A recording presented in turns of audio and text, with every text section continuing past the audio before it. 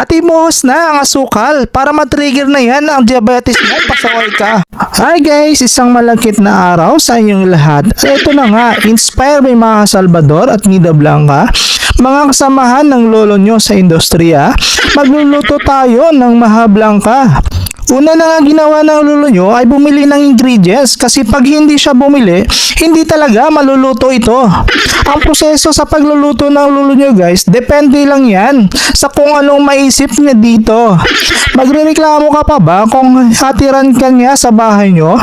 Kaya comment down below, ilagay ang address para mahatid ko. So ito na nga, ang daming sinasabi ng lolo nyo. Una ko nang binuksan lahat ang mga dilata. Hindi naman yata kayo nakain ng lata, no?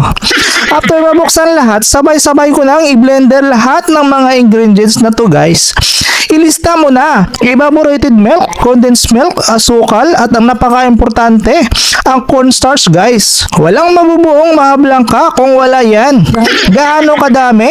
Aba, hindi ko din alam. I-google nyo na lang para magkaalaman.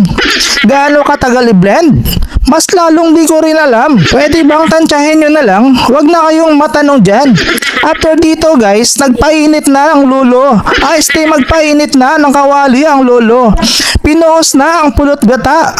Gata, in short, coconut milk ba? Halu-haluin mo lang hanggang sa ikay mahihilo. Kasi masusunog yan guys. At imuhos na ang asukal para matrigger na yan ang diabetes mo, pasaway ka.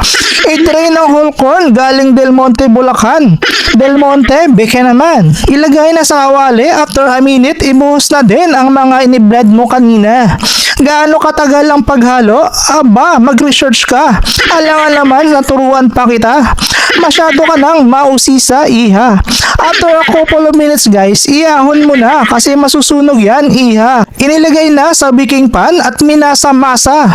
Nagdagdag at nag-add-on pa ako dito ng cheese para masaya.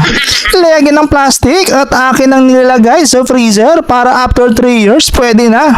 So hanggang dito na lang muna guys. Salamat at thank you. Paalam!